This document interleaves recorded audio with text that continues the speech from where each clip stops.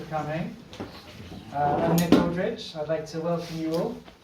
We're a public club that meets with philosophers and philosophy-adjacent academics and speakers to talk about a wide variety of topics and promote a philosophical and thoughtful approach to life.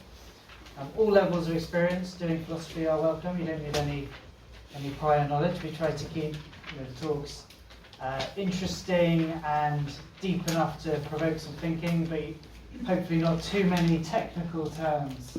So yeah, we'll see. to confuse anyone.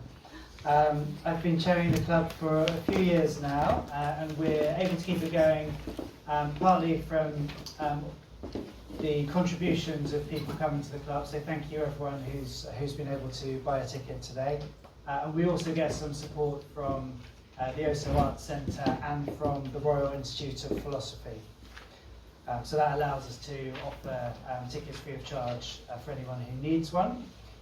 You can book on for our future talks through the OSO website as well. We get them out roughly a couple of months in advance, and we'll send out an email to everyone each month. So are any of you here for the first time? Yeah, okay, great. Well, if you aren't already signed up to the mailing list, then you can do that through the website as well. We'll have as a format a talk of roughly 45 minutes, and then we'll open it up to questions and brief contributions from all of you. And if you'd like to stay for a quick drink and a chat afterwards, the bar will be open at the end, so please do stick around for that. I'm very happy to say that tonight we're joined by Professor Kathryn Murphy, who is based at Oriel College, Oxford, and specialises in 17th century literature, amongst various other topics which might come into the talk tonight as well. But we're going to hear about thinking in the 17th century, and in particular about how philosophical and literary thinkers like Francis Bacon and John Milton responded to the concern, which I'm sure you all share, that the human intellect can never be adequate to the teeming complexity of the world, which is a theme developed in Kathryn's imminent book. Yes, it's on the way. And she's doing a couple of other talks, which we'll perhaps mention at the end if people are interested as well. So with that, over to you, Kathryn, and thanks again for joining us.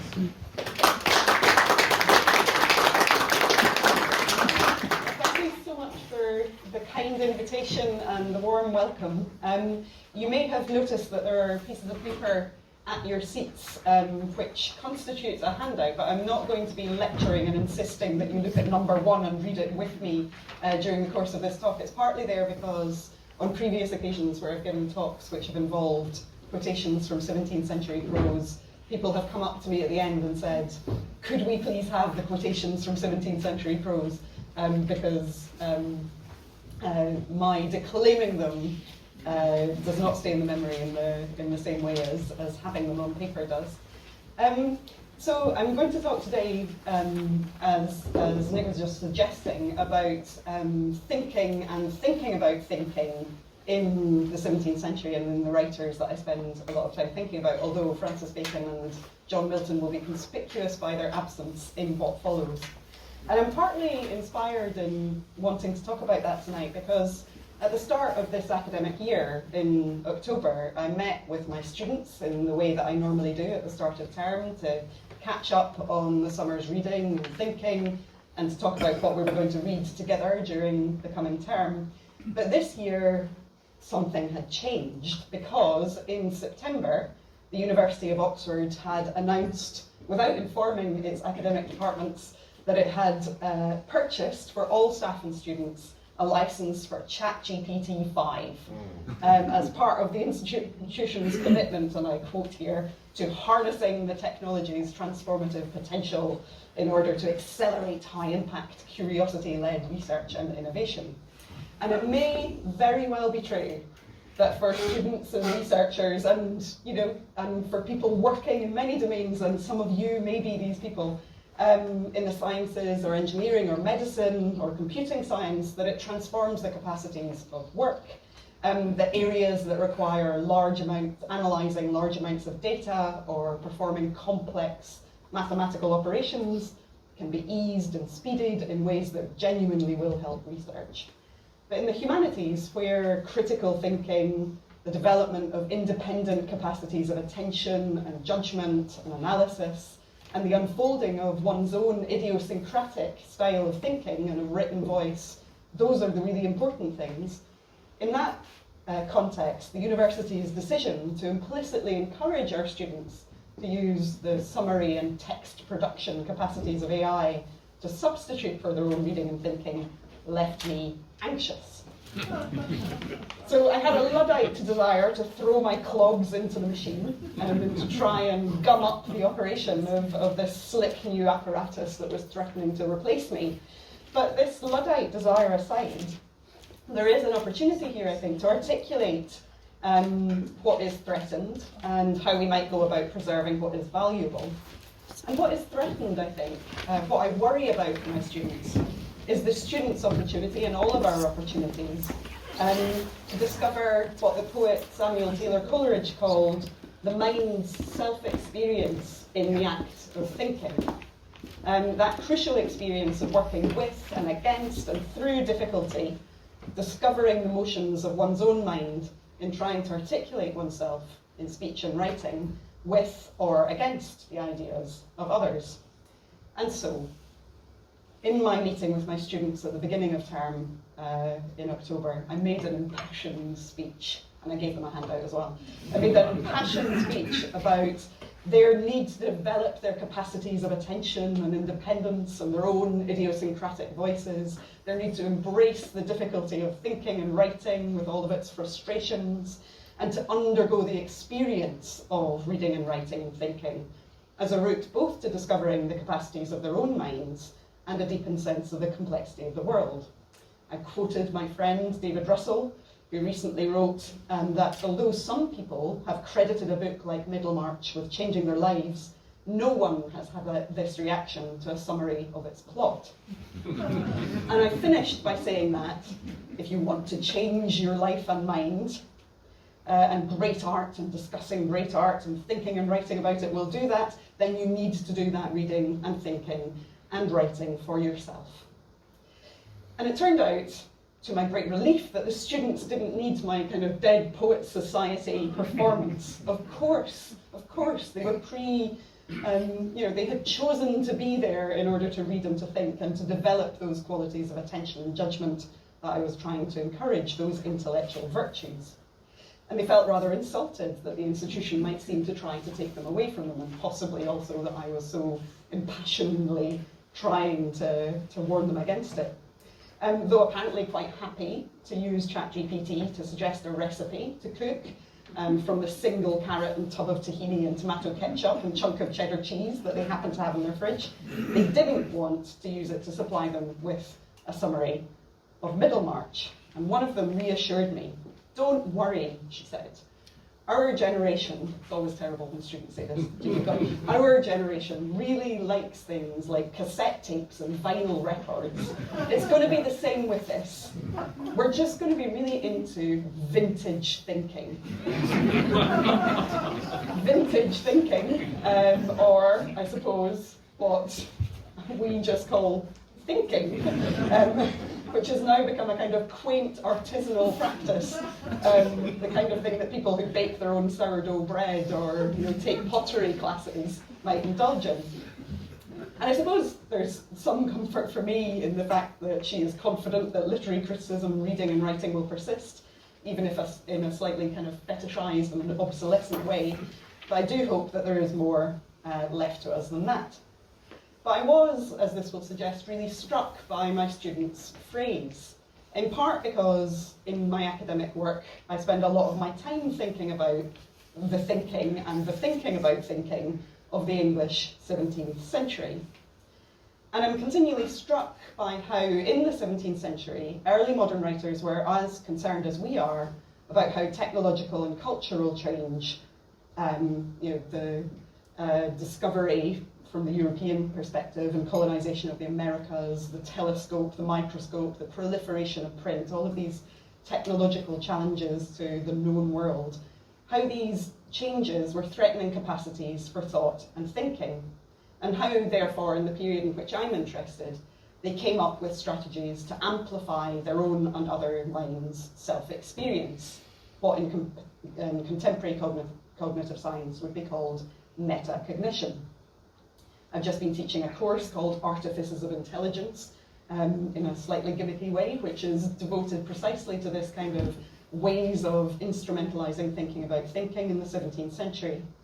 And I've just finished a book about Robert Burton and the Anatomy of Melancholy, thinking of that book as a response to what I call the anxiety of variety, that perception, which Nick already mentioned, that the world is too manifold, too various, too full of data and stimulation for the human mind to properly compass, the early modern equivalent of news fatigue and information overload.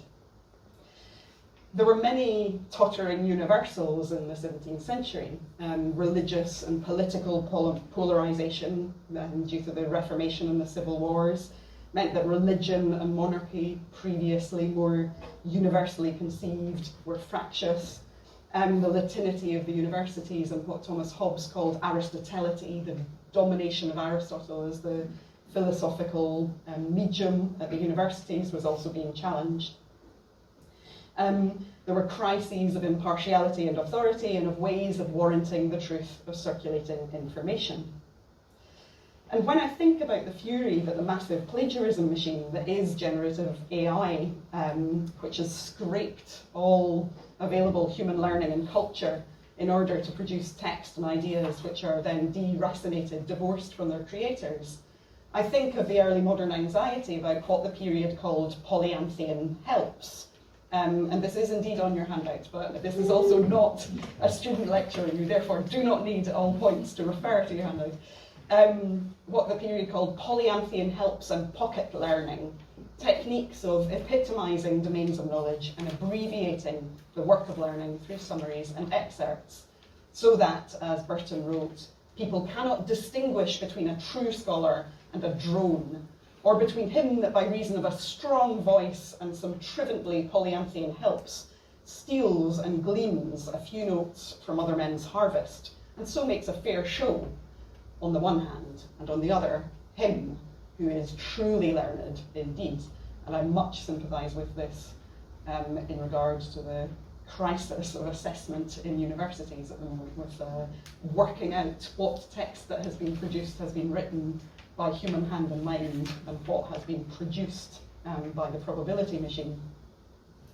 And when I think about contemporary claims that we live in a period of attention crisis, I think about how, in the period that I study, writers believe that modern technology have made it impossible to focus and to think. If our vogue phrase is the age of distraction, and at least 17 books have been published this century so far with that phrase in the title, the writers of the English 17th century believed that they lived in what they called distracted times, a phrase which appears, for example, at least 105 times in the 1640s, that decade of the Civil Wars. And that sense of distraction rests on the etymological root of the word, to be pulled in different directions, to be drawn and pulled asunder, a sense that the political body is being wrenched apart. Again, something else with which we might be able to sympathise. So what I want to do in my talk this evening is to talk about how the vintage thinking of the 17th century and its thinking about thinking, its artifices of intelligence, might help us think about how to cultivate the mind's self-experience in the act of thinking, and how that might help me, pragmatically, frame my ongoing hopes to be a teacher of literature and of philosophy of the 17th century, and to think about the value of the humanities. I can only really focus on one area this evening, and I'm going to talk mostly about how early modern thinkers thought about distraction and the anxiety of variety in two contradictory ways. Ways that are analogous to some of the ways that we think about attention and distraction, but with a solution that I think is somewhat distinct. And part of the wager here is to see if thinking about vintage thinking can offer us some parameters for contemporary worries about thinking's obsolescence. So the first of the big modes of 17th century distraction, or 17th century modes of attention crisis, that I want to think about is skittishness, or what John Donne called the deviations and extravagancies of our thoughts. Deviations and extravagances both mean, etymologically, the removal out of the way in which one should be tending, the wandering from the path. So our deviant and extravagant thinking. Now, Donne was a preacher and was therefore particularly attentive to the dynamics between speakers and their audiences. And he wrote in a sermon in 1616, he wrote and preached in a sermon in 1616, "You are not all here. You are here now, hearing me, and yet you are thinking that you have heard a better sermon speech somewhere else of this text before. You are here, and you remember yourselves that now you think of it, this had been the fittest time, now, when everybody else is at church, to have made such and such a private visit, and because you would be there, you are there." So it's slightly risky always to use this quotation when delivering a speech to a room full of people, but I would invite you to be attentive to your own attention in the remainder of this talk, to be curious about your wandering mind and where it might take you, and to think about Donne's way of articulating that as a way of bilocation, of being in two places at once. Donne also writes about his own private distractibility. In a sermon preached in 1626, he wrote about how difficult it was to pray. "I throw myself down in my chamber," he wrote, "and I call in and invite God and his angels thither. And when they are there, I neglect God and his angels for the noise of a fly, or the rattling of a coach, or the whining of a door." Still on his knees, he continues mouthing the words, "But when I last thought of God, I cannot tell. Sometimes I find that I had forgot what I was about, but when I began to forget it, I cannot tell. A memory of yesterday's pleasures, a fear of tomorrow's dangers, a straw under my knee, a noise in mine ear, a light in mine eye, and anything, a nothing, a fancy, a chimera in my brain, troubles me in my prayer." So Donne did not need the glint of a smartphone in the corner of his table receiving a message to notice his own distraction. It's significant that this distraction that he describes here is in the context of prayer, and the earliest use of the word distraction in English relates precisely to this. In a work of 1526, 100 years before Donne's sermon, William Bond's Pilgrimage of Perfection, we find the phrase, "Hard it is to say one Pater Noster, one Our Father, without distraction of the mind." It's difficult, even for that duration of that short prayer, to keep the mind focused on a single thing. And prayer is a kind of ideal way in the 16th, 17th century to notice one's distraction, because it involves a particular kind of attunement of the mind, which made distraction especially salient in the pious context of the early modern period. And these examples from Donne, I think, show us two things. On the one hand, he imagines distraction as a fragmentation and extravagant dispersal of his self, which is both here and there. And this is akin to, or has in common with a very typical 17th century way of talking about the presence of the mind in the place that it is thinking about. I think now we tend to think that we bring thoughts to our mind or bring places to our mind when we are thinking, but a very common locution in the 17th century is to think of the thought itself as having travelled, if you are thinking about the end of the universe, having travelled to the end of the universe, or having travelled to your whatever place it is that you are thinking about that is the alternative to the here in which you are. And the second thing that I think we see in these examples from Donne is an idea of the delinquency of distraction. There is a proper object of attention from which the fly or the discomfort in your knee or the rattling of a coach has distracted you. Modern theorists of distraction often point out that what we call distraction is not the opposite of attention, its attention paid to some unauthorized object, some kind of unlicensed thing that one should not be thinking about. So this sense of a kind of delinquent distraction, a truant distraction, is everywhere in what we might think of as the encyclopedia of early modern distraction, perhaps with Tristram Shandy, the single most distractible book in the English language, Robert Burton's Anatomy of Melancholy. It was first published in 1621 and is enormous. A study of melancholy, which is the name that the early modern period gave roughly to what we now call anxiety and depression, and a catalogue of its causes and symptoms and cures. But Burton believed that all the world is mad, is melancholy, dotes, that it is a universal malady, and that it's impossible, therefore, that anything should be irrelevant to his attention to melancholy. And so the book is both enormous, an example of the kind of world-swallowing encyclopedic ambition of the Renaissance, and enormously distractible. It's about melancholy, but it includes digressions on air, anatomy, geography, sex, kissing, the nature of angels and spirits, utopian government, the love life of trees, and the miseries of scholars, among very, very many other things. In its first edition, it was just over 350,000 words long, and then it expanded throughout the rest of Burton's life until when he died, it was over 500,000 words long. That is a lot of attention paid to melancholy. And like Donne, Burton describes himself as paradigmatically distractible. He says he has a running wit and a roving humour, an unconstant, unsettled mind, like a raging spaniel that barks at every bird he sees, leaving his game. And distractibility is in fact one of the major symptoms of melancholy as Burton describes it.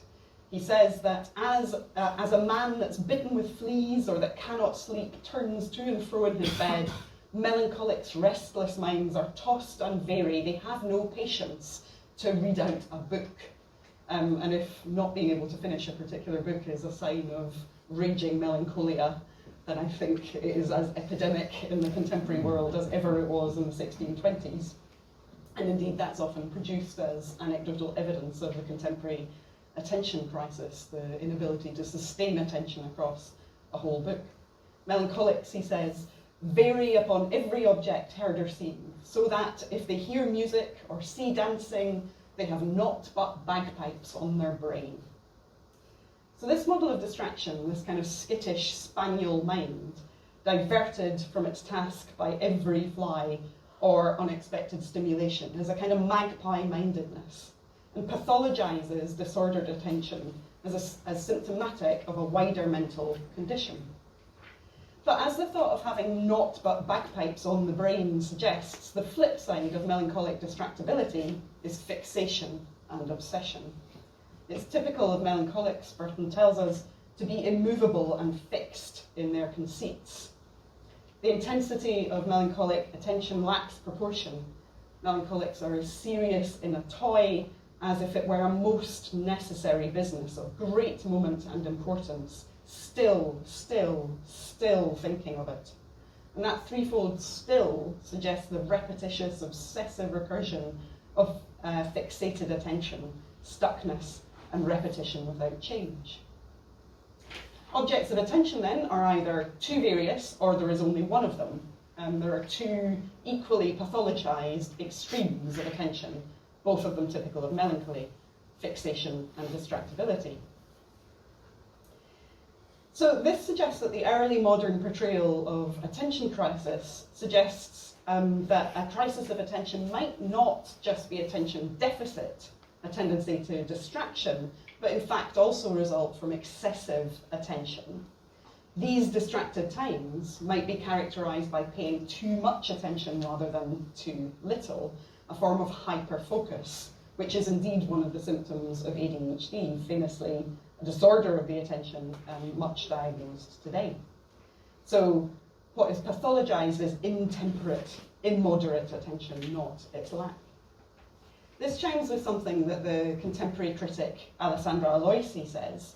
She says that the problem today is not one of distraction, but instead of the continuous and predetermined management of our attention, which prevents any distraction at all. So that the moment we reach a period of vacancy, we're waiting in a queue, we're sitting in the tube, we're waiting in a cafe for someone to turn up, we fill the mind by getting out the phone and occupying our attention with a proxy object that just happens to generate revenue for social media and other tech companies. There's an American group of attention activists who call this attention fracking, the way that the companies, get to the resource and extractively deploy it for their own gain. And many of you probably do this as well, but I often on the tube look round the carriage to see how many people are not looking at their phone, how many people are reading, how many people are not tipped forward into the lit screen, as I sometimes am myself. I'm not judging this as a habit. And it's vastly the majority of people on almost every tube journey that I take. Although it's also the case that I find it quite disconcerting when I see people who can sit with no object of attention at all, staring out the window of the train. I always wonder what immense health enables them to simply dwell in their own minds. But to go back to Alessandra Aloisi, she says that today's new technological and digital devices seem increasingly to deprive us of the capacity for distraction, to separate us from the possibility of making free use of our attention. They tend to capitalise all our mental resources, to absorb, in the name of profit and productivity, all the empty moments in which a different and unmonitored form of attention could unfold. And I think this is a really helpful observation, that the problem with our devices, with our distractibility, is not so much that we are bombarded with objects of attention, which distract us from what we should be thinking about, but that they deprive us of the capacity for the kind of distraction that is the free use of our attention. What might happen when there is nothing to think about in particular at all. So what then might be a remedy? So the vintage thinking about thinking that I spend my time with has some suggestions, and they're not the same as the suggestions we come up with today. In order to protect a melancholy man, Burton writes, for example, we should set him about some business, some exercise or recreation that may divert his thoughts and still keep him otherwise intent. For his fantasy is so restless, operative and quick, that if it be not in perpetual action, ever employed, it will work upon itself, melancholise, and be carried away instantly. The problem is the mind working upon itself. Without a proper object to occupy it, the mind melancholizes, it curdles, and is carried away. This is how the great French thinker Michel de Montaigne tells the story of how he came to write his essays, first published in 1580, and thereby, accidentally, I think, invent the essay form. It begins in a crisis of attention. In Of Idleness, a very short essay, which was one of the first he wrote, he worries about minds. Unless you keep them busy, he says, with some definite subject that will bridle and control them, they throw themselves in disorder hither and yon in the vague field of imagination. Retiring from public life to his home, he says, he was determined to bother about nothing and let his mind entertain itself in full idleness. But idleness prompted his mind to behave, as he says, like a runaway horse, producing fantastic monsters. The antidote was to write. In order to contemplate his thoughts, he explains, I have begun to put them in writing. So essays begin, Montaigne claims in this essay, the origin of the essay form itself is a technique of bridling the runaway horse of the mind with a definite subject, limiting the vague field of the imagination by giving yourself something specific to think about. And this might sound like it goes against what Alessandra Aloisi argues about allowing the mind its free attention, its creativity. But Montaigne's essays are, like Burton's Anatomy, notoriously digressive. In another essay of Vanity, he claims that the titles of my chapters do not always embrace their matter, and this is something of an understatement. He praises instead what he calls the lusty sallies and variation of casual and accidental approaches to theme. The paradox of digression is that it always requires something from which to deviate. It requires a subject in order to meander. And in the case of Montaigne's essay, the title, the apparent subject, gives him something from which to play truant. On some verses of Virgil is largely about impotence. On Coaches is largely about the settlement of the Americas. The title is an opportunity for thought to emerge in deviation from the proper object of attention. Robert Boyle, the famous chemist and experimenter, was also a theoretician of the dangers of distraction and of excessive attention, as well as his various works of experiment and what we would now call scientific theory. He published in 1665 a work called The Occasional Reflections, which is a wholesale recommendation for what he calls a new way of thinking, with which the mind can occupy itself in what he calls small parcels of time, uncertain parentheses or interludes, little fragments of time, the lesser intervals. So what would now occupy us on that tube journey I was referring to earlier, these threshold moments which are empty of apparent content, which are thereby, says Boyle, liable to be dissipated and lost. And so he advocates a practice that can rescue or redeem them. And he writes a series of meditations, a series of reflections, which have wonderfully kind of incidental titles. They're called things like Upon the Sight of a Windmill Standing Still, Upon the Sight of Some Variously Coloured Clouds, Seeing a Child Picking the Plums Out of a Piece of Cake His Mother Had Given Him for Breakfast. And each of them is very short, and he meditates on what this minor incident exempted from the flow of life tells him, where his thoughts take him in response to it. Boyle was a very pious man, and his thoughts in a rather automatic fashion take him in every single occasion to the wonderful providence and provision of God, which may seem to be its own kind of foregone conclusion, and there's a kind of thought for the day mentality to it that kind of generates every time a kind of how like the love of God as the outcome of his little essay. But I think there's a larger lesson about the practice. It sounds like what he wants to do is to gobble up the vacant moments, again disallowing us the free play of attention, which Aloysi was desiring. Heaven forfend for Boyle that we should actually be idle. But instead, like Montaigne's essays, this form of harnessing the attention is in order to liberate it and set it free and allow it to discover what it might not otherwise discover.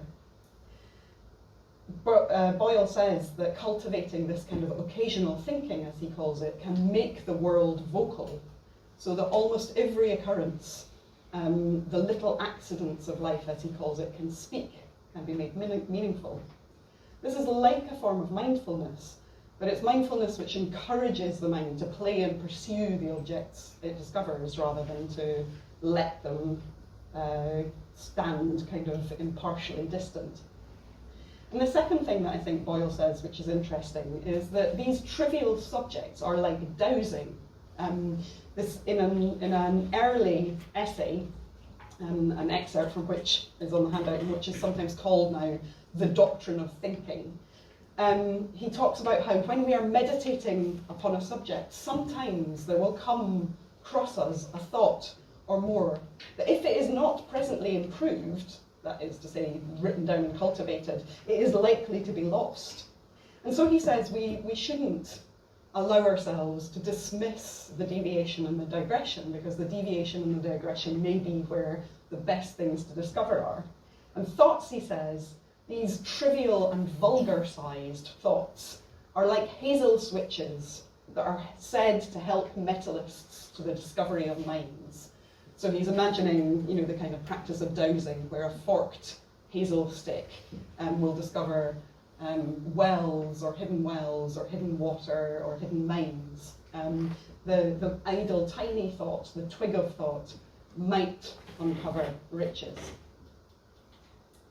In some cases, Boyle claims, the occasion is not so much the theme of the meditation as its rise. And rise here means its prompt, its reason, its cause, the subject, which may only really be an excuse or a pretext for what comes up. This oblique process, he tells us, can be trusted. There is, after all, a strange efficacy of pursued thoughts. Boyle's occasional world translates that vacancy and vanity of idleness into a plenitude of latent thoughts, and he saturates thereby time with possibility. So what I've been suggesting, with its own modes of extravagancy and deviation, is that the vintage thinking of the early modern crisis of attention both echoes our own problems and offers us something useful and distinct in its way of thinking about remedies. It helps us to see the crisis of attention as both excess and as deficit, as a skittishness of the mind and as a hyperfixity, and thereby confirms, I think, Aloysius' sense that part of the problem is the lack of a freedom to think. But it also recognises that a substitute or proxy object, the hazel twig of the idle thought, is enabling. Rather than the modern stress on mindfulness, then, a vacating of the mind of objects of attention, vintage thinking gives us what Nathaniel Fairfax in 1674 called thinkfulness, flexible attention to an object which allows deviation, digression, and distraction. Two final thoughts. One of these is to return to my opening worry about my students and their attention, is to say that some of the ways in which this year and the new availability of generative AI has changed my teaching practice means that I spend a great deal more time with my students reading, simply having reading classes where we turn up and we sit with an object of attention before us, a poem, a text, a paragraph, a page, and sit and read it together and see where the thought takes us. Something which has kind of reinvested me with a sense of the kind of value of a practice which should always be at the basis of a certain kind of humanities education, whatever the discipline, whatever the subject, taking the object of attention and allowing thought to develop from it. It has also meant that my emphasis on their writing is a great deal more on chaos, oddity, and idiosyncrasy, since chaos, oddity, and idiosyncrasy, error in both its sense as wandering and extravagance and in its sense of mistake, has become a kind of badge of the genuine human, difficult and frustrated thought that has happened in order to produce a piece of writing in a way which previously I would have had an urge more to correct. But I want to finish with two further quotations from 17th century thinkers about thinking. In Thomas Hobbes's Leviathan, published in 1651, he devised the concept of the train of thoughts. So the idea that thoughts come in sequence, obviously not that thought had been available before, but to call it the train of thoughts was Hobbes's coinage. This was mental discourse, or the succession of one thought to another, and he claimed that when a man thinketh on anything whatsoever, his next thought after is not altogether so casual, so chancy, as it seems to be. Even in the case of thoughts which are said to wander and seem impertinent to one another, he claims, a chain of association can be found. This seems to me to echo, worryingly, the probabilism of AI text generation, predicting the next most likely word, devolving text to the unidiosyncratic, the predictable, the foregone conclusion of genre. In her philosophical letters of 1664, Margaret Cavendish, a philosopher always willing to be cantankerous in the face of the major philosophers of her period, wrote specifically against the concept of Hobbes's train of thoughts.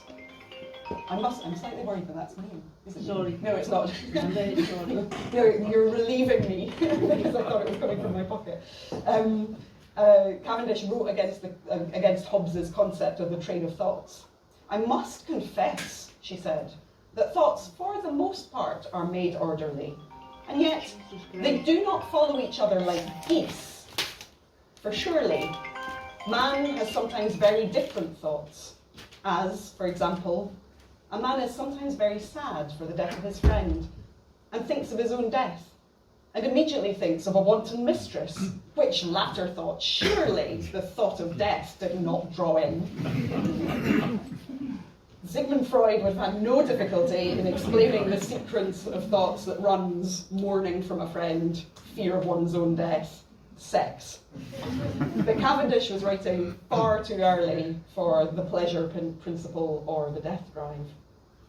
But whether prompted by the unconscious, and one of the questions easily answered, I think, of our modern day is whether AI has an unconscious, or whether part of an inherent idiosyncrasy, randomness and chanciness in thinking, Cavendish rebels against the sense that a probabilism or inevitability governs the thinking mind. And I think with her, we have to insist in humanities education, and more broadly, on the value of the mind's self-experience in the act of thinking, and to insist against slick probabilism and glib prose, on the deviance, distraction, extravagance, and ungoose-likeness of human thinking. Thank you very much.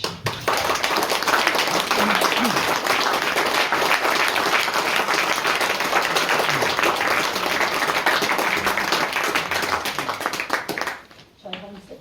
Please do. Thank you. Wonderful talk. Really, really enjoyed it. We're going to open it up to questions from the audience. I just had a couple maybe to get us started while the audience thinks of some too. You mentioned that the 17th century thought of itself as distracted times, or thinkers thought of themselves as living in distracted times. And we also count ourselves as in an age of distraction.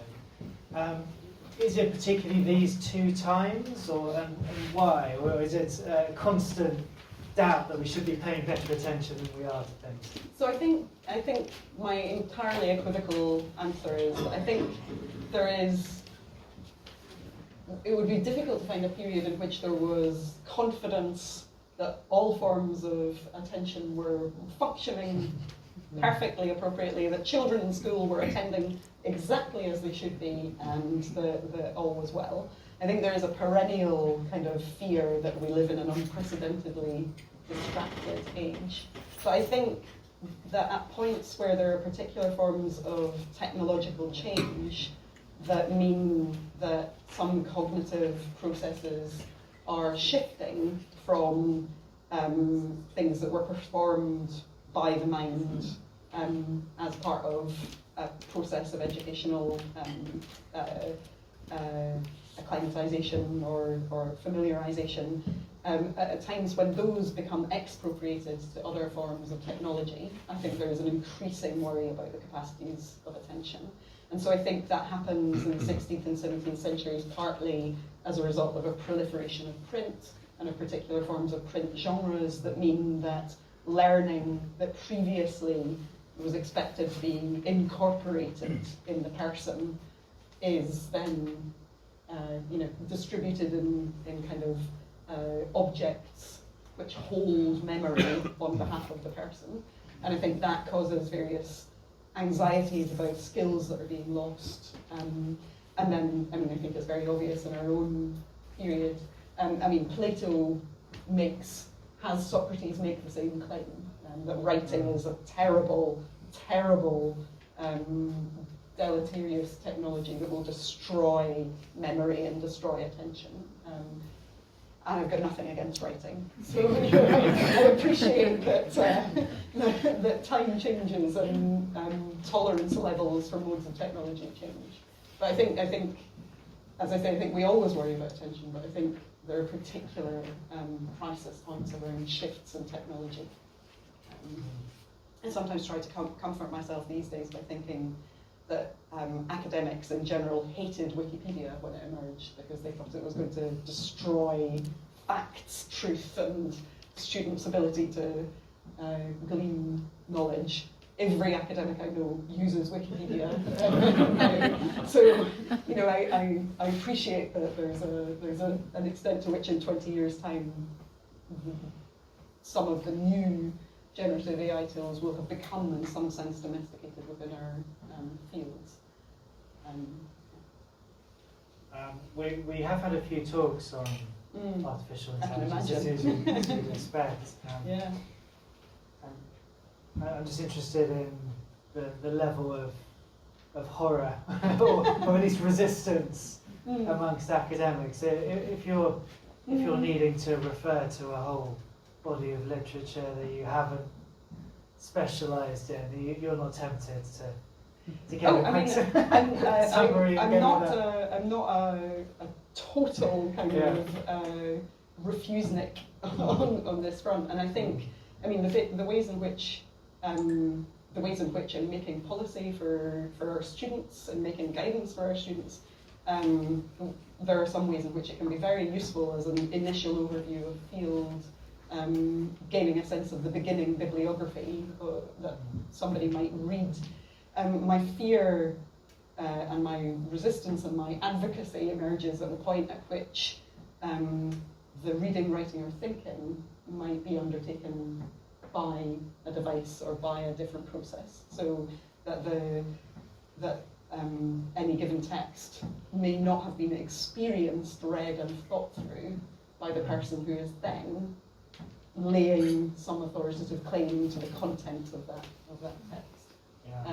And similarly, in the writing, that the articulation of their thoughts has preceded the process of the difficult, frustrating, often anxiety-provoking and unpleasant process of thinking and writing.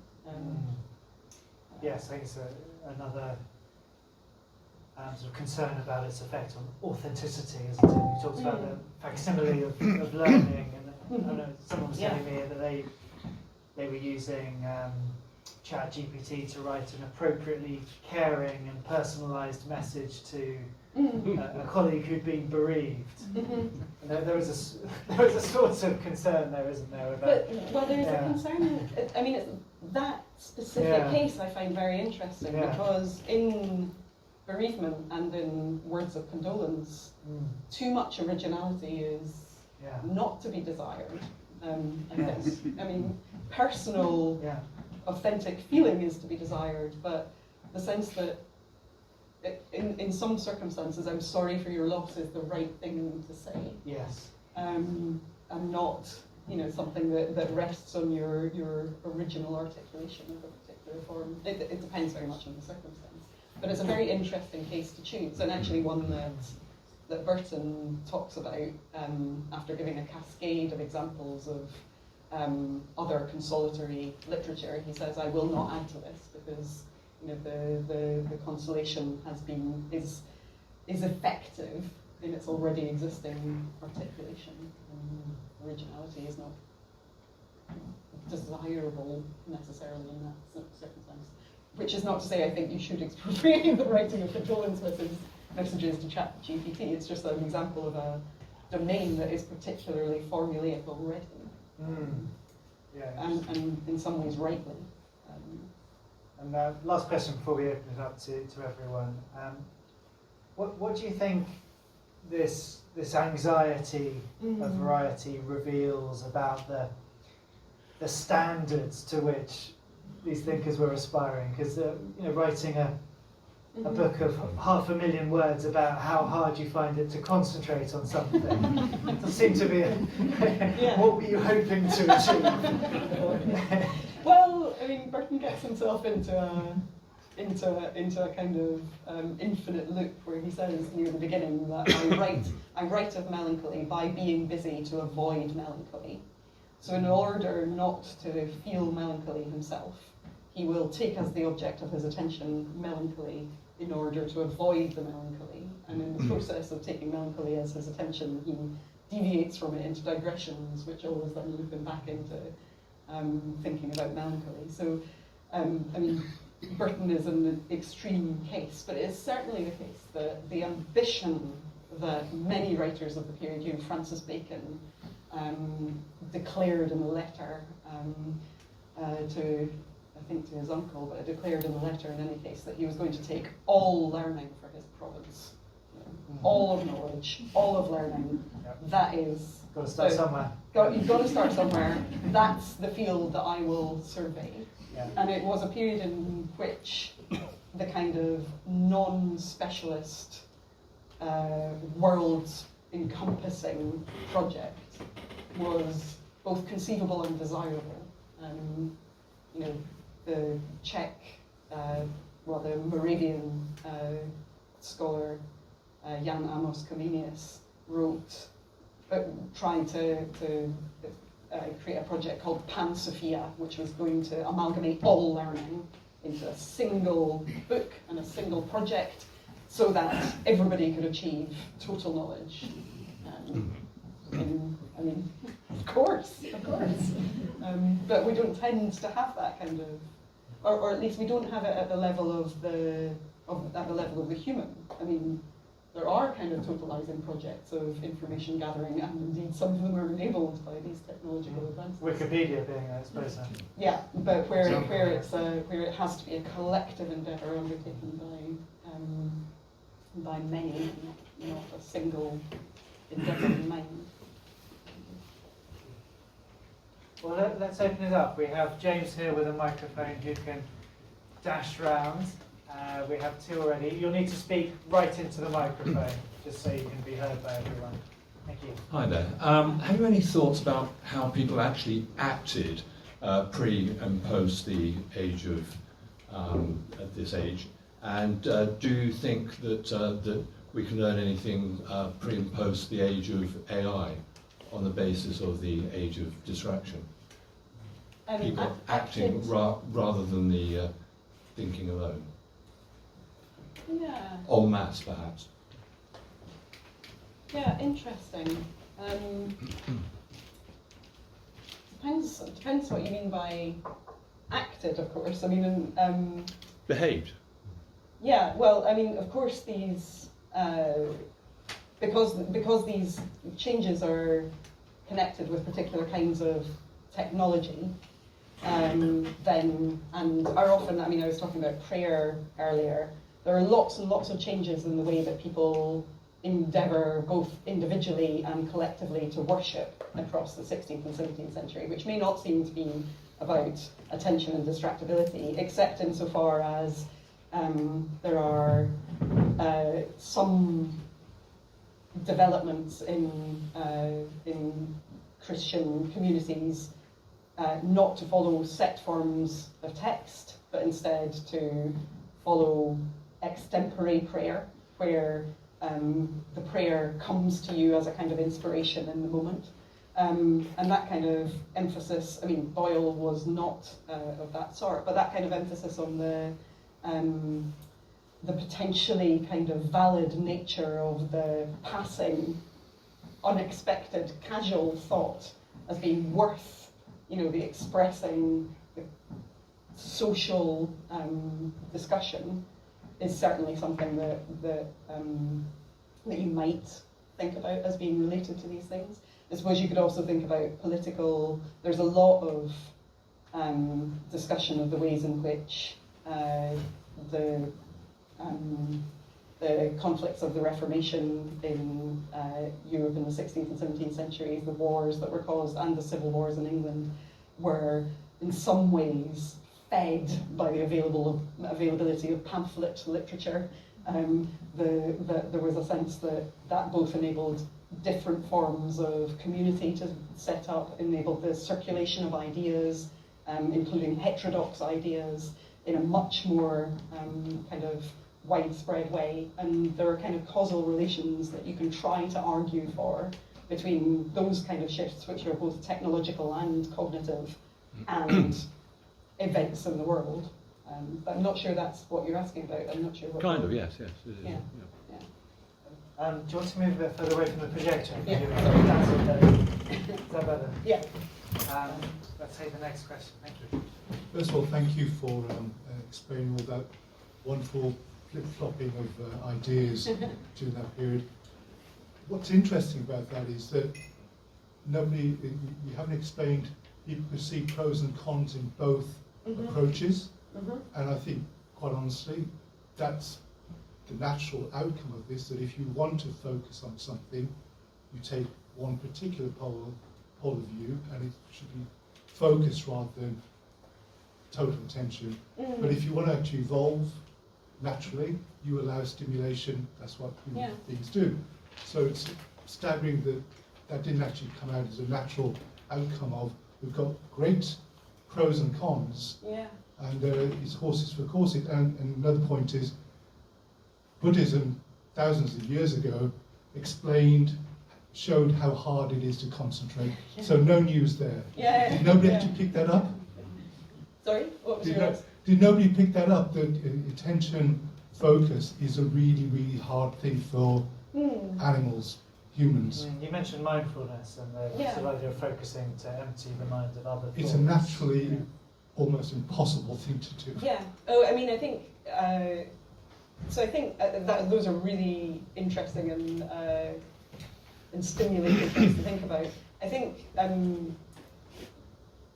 so I think lots of thinkers in this period like to articulate the model of health.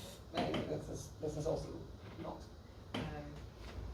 doesn't lack parallels with contemporary ways of thinking about health, but the model of health is a model of temperance, of moderation between extremes, and excess in anything, even positive things, is seen as deleterious to the health. This is in the humoral theory that the Anatomy of Melancholy belongs to, for example, that, you know, even good humours like blood in excess are a problem, and in deficit. So I think the sense that an oscillation is necessary is implicit in the sense that you should avoid being fixed at the extremes, that fluidity and lack of stuckness, and an ability to temper so that any extremity is balanced by some practice or some medicament or whatever it might be, and implies that there are positive things about any possible extreme, and that it's just remaining in that kind of to the exclusion of all else position that is the problem.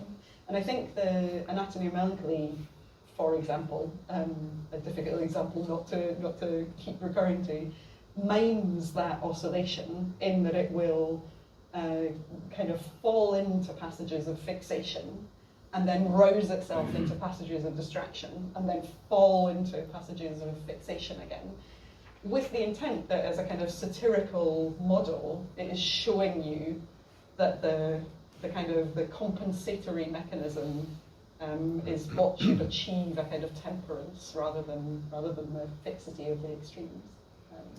So I think the sense that there are that fixity is the remedy for scatter and scatter is the remedy for fixity implies that there are goods in both models of cognitive activity.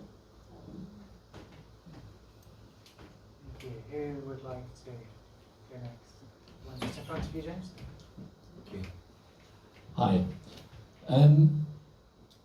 It seems to me that one of the things that fears around AI has brought up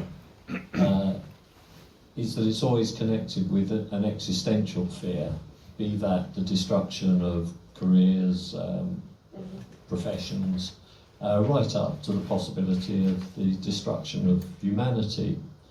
And I'd just be curious to know, what was the kind of level of fears that were current at the time of the age of distraction? Was it as extreme as this, or was it more measured? So I think there's a kind of double answer to that. On the one hand, you know, the fears are of destructions of morals, conflict, war, and those are fears that are also quite present in the contemporary anxieties as well. But less so an apocalyptic fear that this crisis of distraction is going to bring about the end of the human race. And that's partly because religious belief is so endemic in this period that apocalypticism is related to, the end and consummation of the earth in relation to the divine and in relation to sacred history, rather than something that humans can bring about except insofar as their ingrained sinfulness might bring about some cataclysmic kind of furies, depending on your form of theology. So I think that kind of the fear that the technology itself, rather than being a catalyst for human conflict and destruction, might in itself create a scenario in which extinction is possible, or is a thought that I don't really see in this period. Cheerfully. Yeah. But I'll think more about that. It's an interesting parallel or contrast. Yeah. Couldn't operate on that scale, I suppose, in the 17th century very easily. Yeah. I mean, they have lots of, it's the period where the forms of mapping, for example, are starting to imagine kind of cosmic view of the earth. There's a kind of what some people call cosmopoetics, or cosmological views that are trying to think of a totality in that kind of sense. But I think the connection between the effect of technology and its destructive power and human avarice's destructive power is just at a different scale. Cosmic extinction is at the divine apocalypticism, not at the human level, I think, but I really do need to think more about that. That's a really interesting question. Who's next?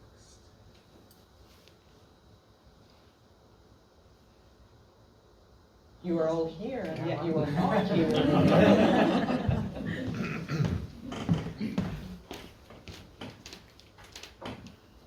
Thank you. I'm still trying to wait. Am I supposed to press this? That's right. Just to be on. Just need to talk right into it. I'm still thinking about how to put my question. You mentioned earlier that you felt at the time there was a bit of a trade-off between concepts of fixation and concepts of diverse thinking and distraction. Did they ever think about mental models of uncertainty at this point as a metacognitive leap, I guess? So rather than thinking of those two things as polar opposites, to sort of say, okay, we need to think differently about uncertainty, not just in belief, but something that's closer to statistical uncertainty in complex systems that they would have just been able to see in this period. Yeah, interesting. So, I mean, there's some really interesting work by a historian of science, historian of philosophy called Ian Hacking about the development of probability over this period. And statistical probability is not well developed at this point. Probability essentially means believability, likelihood in the kind of sense of being full of verisimilitude rather than being something that can be calculated. And so there are lots of, and this is also a period before an elaborated form of sociology, for example, or anthropology. There are modes of anthropology about thinking about what humans are like, but not in the kind of systematic way that develops later. And that means that there are large-scale systems for trying to think about the kind of stipulating conditions for change, for example, like astrology, for example, that have incredibly strong purchase in this period, not because everybody believes that where the stars are at any given moment makes absolutely certain what is going to happen on to individual human fate or whatever it might be, but because The sense that there is an elaborate system that enables you to make correspondences operate between the immensely complex phenomena of the world and the radical idiosyncrasy of your own experience of yourself is both comforting and also gives you a framework within which to work for those kinds of work and those kinds of problems out.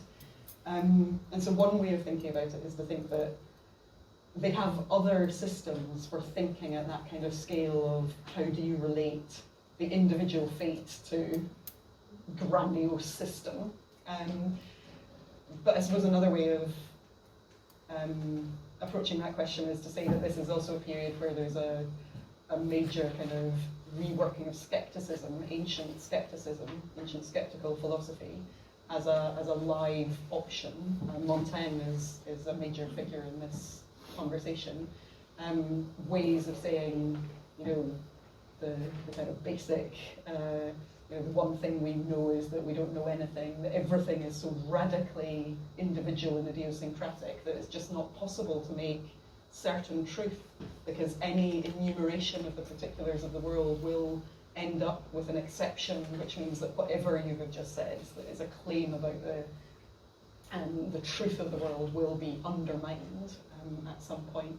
So they also have that way of thinking about a different kind of uncertainty, which is a kind of model of radical epistemological uncertainty, which is partly something I relate to the kind of anxiety of variety idea. Variety is wonderfully pleasurable and delightful and engaging to encounter, and also terrifying, because what if you cannot achieve any kind of knowledge or foothold or generalization? So I'm not sure if I've answered your question. We have another one there, just and we'll come to you in just a second, but just to follow on briefly from that question. Should we be thinking of these writers and philosophers as seeing the world as orderly and logical, just very, very complicated, and we all need to be paying better attention to it to understand that, or unmanageably chaotic? So I think,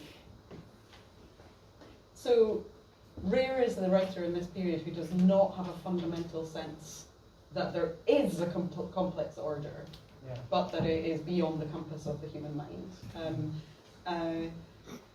This is a period I was just talking about, the revival of ancient skepticism. It's also a period in which Epicurean philosophy, the great poem of Lucretius, De Rerum Natura, about atomism, is coming back into vogue and is popular and read and worked with again. And that model of the world is a model where there is nothing but atoms and void, and the atoms collide in a chancy way, in a totally unpredictable way. There are gods, but they are different, they are indifferent, distant, and have no care for the order of the world, and everything just comes into its structure through chance collision, and that makes up the structure of the world, and then it disintegrates again, and then it comes together again, infinitely, in infinite space and infinite time. And lots of people in this period are attracted by some of the physics of that idea, but try to square it with a world which is ordained by a god and has been made and will have an end. And that is one of the major kind of imaginative impetuses in the period. That idea, the idea that everything comes about by the collision of motes in a sunbeam, as Burton puts it, appears on the first page of the Anatomy of Melancholy as a way of thinking about the phenomenon of chaos, even in a world which, on some level, you have to hope is ordered, but from one's own perspective can not be perceived as such. Sorry, do we have any other people waiting to ask a question? So this is a talk about 17th century thinking, and you explained what was going on. what did it influence? What came out in the 18th to the 19th century that matured and evolved from these various polarized views? Yeah, a really good question. Somewhat beyond my ken. Chaos, probably, I imagine. I'm trying to think of something. So, I mean, I suppose one of the things that's changing scientifically, partly through the endeavours of Boyle and his contemporaries, is a move towards a more mechanistic sense of how order in the world works. That there are laws of nature. I mean, people believed in laws of nature before, but they conceptualized them somewhat differently. But there are laws of matter, and that those laws govern all interactions in the cosmos. And I suppose that story, which in which the famous kind of English climax is Newton, really changes how people think about things like chance and certainty and the operation of law in the world. And that moves, I mean, that's an answer to a slightly different question. That's not about how people thought about attention and distraction. That's how things changed on the basis of what I was just saying about models of order in the cosmos. Yeah, it's an interesting question. I mean, the kind of model, so one thing that happens to figures like Burton is that he is shifted, so partly because of the specialization of discourses. So I was saying earlier on that this is a period in which a lack of specialization meant that it was possible for someone like Francis Bacon to say, I will take all domains of learning as my province and I will write, I will write about natural history, I will also write about theology, I will write some fiction, and I will write about physics. Specialization emerges later, emerges increasingly over the late 17th century, 18th century, 19th century. And it means that thinkers and writers like Burton and Donne start to look increasingly literary and less philosophical, less scientific. And some of Boyle's writings, which are not scientific, start to kind of fall off the table as being somehow irrelevant to the actual progress that he's making when he's writing about gas and air. And I suppose one of the changes that happens is that this kind of writing as a domain of genuine thinking about philosophy, thinking about how the world is constituted, hives off into literature from the perspective of later periods. And more specialist answers are offered to the kind of questions that we've been asking. I have thought of some distractedly extravagant alternative answers I should give to that question, but I think I should give you all the opportunity to be distracted towards the bar, or. Yeah, let's move to the bar in a minute. And you've given us some great quotations, which we will be taking home and pondering. Oh yes, please. Yeah. Other than that, where should we start if we're interested in learning a little bit more? Is it straight into Anatomy of Melancholy, or would you point to somewhere else? So the great thing about the Anatomy of Melancholy is that virtually nobody, apart from my brother, and we don't need to go into that, virtually nobody reads it from cover to cover. It is a book for dipping, and so do not be put off by the fact that, as I told you, it's more than 500,000 words long. There's a wonderful new Penguin edition by Angus Gowland, which is accessible, portable, and eminently dippable. And so I'm always recommending to people that they read the Anatomy of Melancholy, not with a fixated, but with a scattered and magpie-minded attention. And yeah, Montaigne's essays also. I think we have some fans of Montaigne's essays. Yeah. Great, thank you so much. Could we just thank Kathryn for a wonderful talk?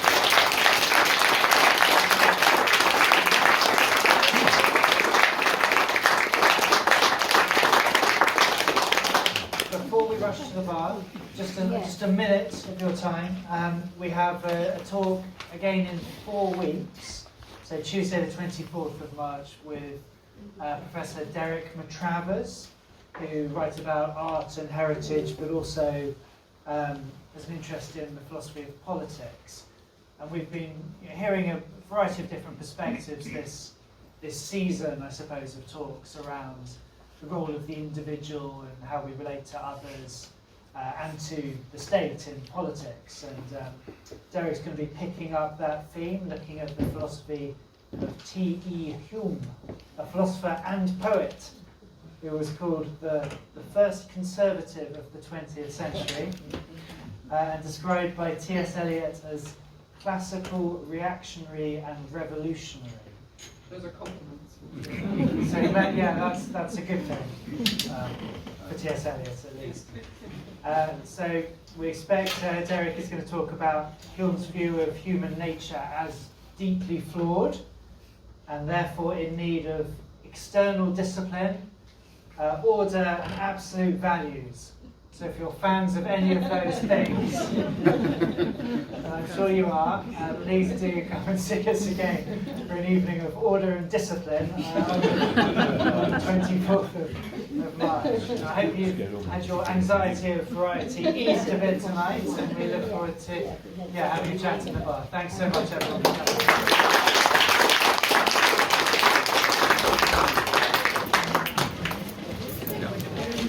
Oh yes, good answer. No problem, no problem.